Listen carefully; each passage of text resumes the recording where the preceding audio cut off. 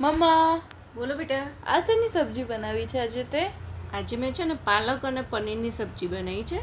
પણ આહા. પાલક પનીરની સબ્જી જે આપણે રેગ્યુલર બનાવતા હોય ને, હા, પાલકને એમાં તો ક્રશ કરી, ગ્રીન ગ્રેવી આવે ને. હા, એ રીતે નથી બનાવી.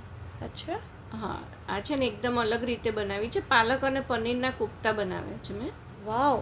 તો તેના માટે પહેલાં પાલકને છે ને મેં 2 થી 3 પાણીએ સાફ પાણીએ ધોઈ લીધી છે. બરાબર. પછી તેમાં લસણ અને આદું અને એક નાની ડુંગળી એટલું નાખી અને સાતળી દીધું છે. એ બરાબર સાતળી છે. જાય ને પછી આપણે જે પાલક ધોઈ ઝીણી સમારીને રાખી હતી, હા હા. અને આ સતળાઈ જાય પછી આપણે પાલક એમાં નાખવાની છે અને પાલકને ચડવા દેવાની છે.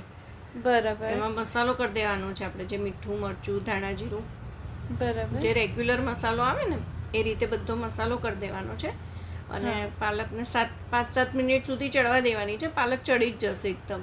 પહેલા એને પણ સરખી રીતે આપણે ધોઈ લેવાની હે હા, ને? એને ધોવી પડે કારણ કે અત્યારે બધા વેજીટેબલમાં પેસ્ટિસાઇડ્સ ને બધું બહુ બહુ વાપરે જ છે. પ્રોબ્લેમ થઈ ગયો છે. એટલે શાકભાજી સરસ રીતે 2 થી 3 પાણીએ, ગરમ પાણીએ જેટલું હા. બને તેટલું સાફ કરવું પડે. સાચી વાત છે. અને પછી જ તેનો ઉપયોગ કરવો જોઈએ. હા, એ આપણા હેલ્થ માટે બી એકદમ સારું બહુ રહે. જ સારું છે. પછી જે પાલક ચડી જાય ને હા પછી હા. તેમાં મેં 2 ચમચી બેસન નાખ્યું છે. બરાબર. અને એ બેસન નાખી અને બેસન શેકાય ને ત્યાં સુધી તેને આવી થવા રીતે દેવાનું ચલાવવાનું છે. એટલે એ શાક આપણું તૈયાર થઈ જશે. મતલબ એક શાક ફોર્મમાં જ તૈયાર થઈ જશે પાલક. બરાબર, એક નાની પેસ્ટ જેવું થઈ જશે. પેસ્ટ જેવું થઈ જશે કે જે આપણે સામાન્ય આપણે એનો લોટ બી બાંધી શકીએ ને એવું થઈ જશે. અચ્છા. પછી મેં બીજી કઢાઈમાં લસણ લીધું છે, આદું લીધું છે, તમાલપત્ર છે, લવિંગ છે, હા. મરિયા છે અને ડુંગળી છે ને ટામેટાં છે. આને છે ને એકદમ સાંતળી દેવાનું છે. અને બરાબર. આનો મસાલો પણ આપણે આની રીતે જ અલગથી કરવાનો, કારણ કે પાલકમાં આપણે પાલકનો જ મસાલો કરેલો છે. અચ્છા, એટલે આ- ગ્રેવી માટેનો મસાલો હા, આમાં આ આવે. ગ્રેવી માટેનું છે. હા. આ ગ્રેવી માટેનો મસાલો કરી અને એ ચડી જાય, એકદમ પણ નથી ચડવા દેવાનું, પણ સંતળાઈ જાય, જેમ કે પિંક કલર થઈ જાય કચાશ થોડું. જતી રહે બધી. હા, એ રીતે આપણે કરવાનું છે.